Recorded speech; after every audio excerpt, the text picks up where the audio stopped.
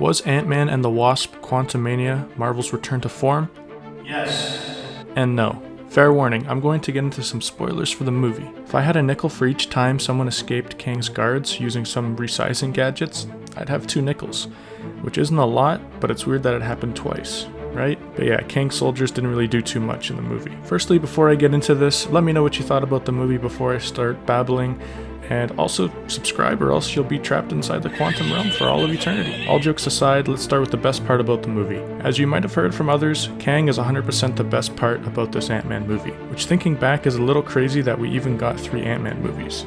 I digress. Kang is for the most part an awesome villain, definitely in this movie, and hopefully for the future of Marvel to come. He's cool, collected, smart, for the most part, and is on a mission. He was really a presence on screen. Jonathan Majors did a great job, and I personally think he had the best acting in this movie. Kang's power scaling is a little all over the place. One minute he's vaporizing like 50 people in 2 seconds, and the next he can't vaporize Ant-Man and the Wasp, and then gets overwhelmed by a swarm of giant technologically advanced ants.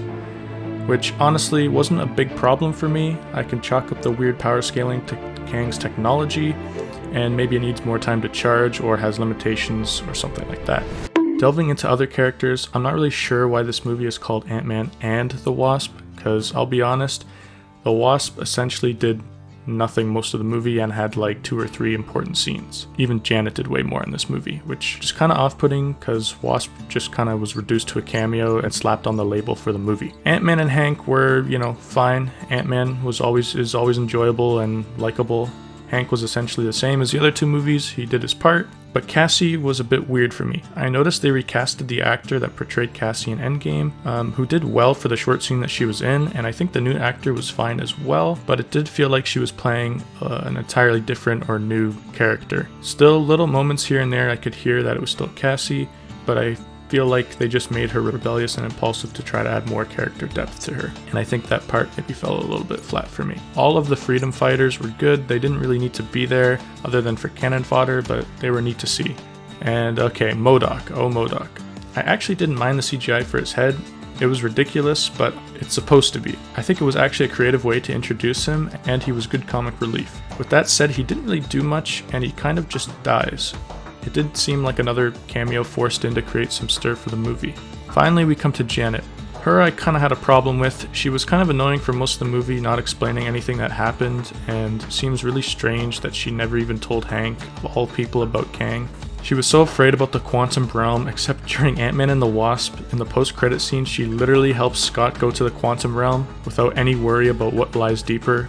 Additionally, later in the movie, we find out her biggest regret was that she lied to Hope saying she would come back, and her last memory of Hope was her lying to her, and that made her feel really upset. But then, when she comes back from the quantum realm in Ant-Man 2, she lies about everything that has happened down there and continues to lie and hold secrets about her stay in the quantum realm even throughout this movie. Hank and Hope didn't even really react to this news all that much, and it was just kind of awkward to see. Anyways, moving on, let's talk about the visuals for the movie.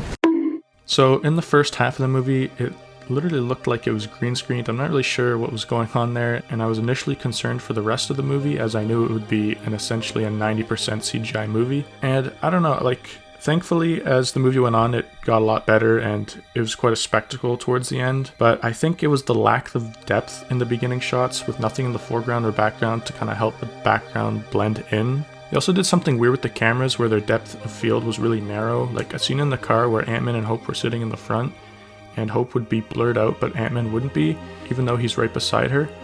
They kind of used this style throughout the movie, and it was neat to see, but there were some cases where you could see parts of Ant-Man blurred out, like his torso and tips of his hair, but then the background wasn't blurred out at all, so it just looked weird when they tried to splice it together. Thankfully, the end of this movie, as I said, made up for the CGI at the beginning. Man, that ending was a spectacle to watch. I also want to note the sets were pretty cool and well done, and most of the creatures were interesting. I think they may have gone a little overboard with all the new creatures, and some of them were kind of weird and stupid, but it was still awesome to see. It did feel a little bit like Star Wars seeing aliens in new worlds. 75% of the jokes landed for me and thought they were good and not overdone, which is a relief. There weren't really any shots that took me out of the movie, although at the end the amount of blood on Ant-Man's face kept changing, but it didn't really take me out of the movie. Also, when Scott and Cassie are imprisoned by Kang, their gloves were removed so they couldn't resize themselves, which I thought was a good touch.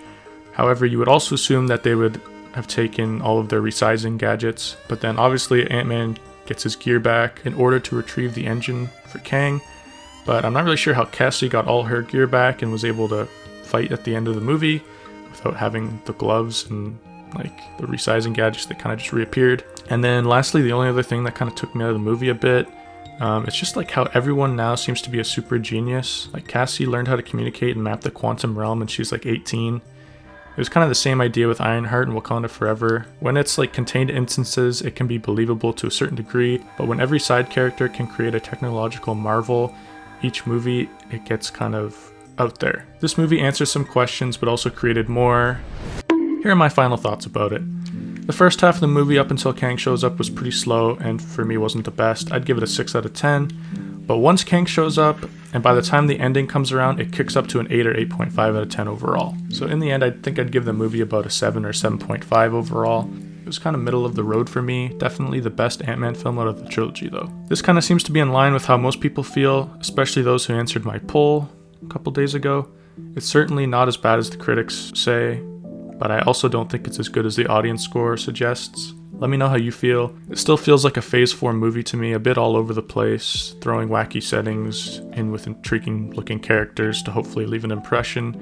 I think it would make more sense to have this end Phase 4 like initially planned rather than starting a new phase, but I guess overall it doesn't really matter.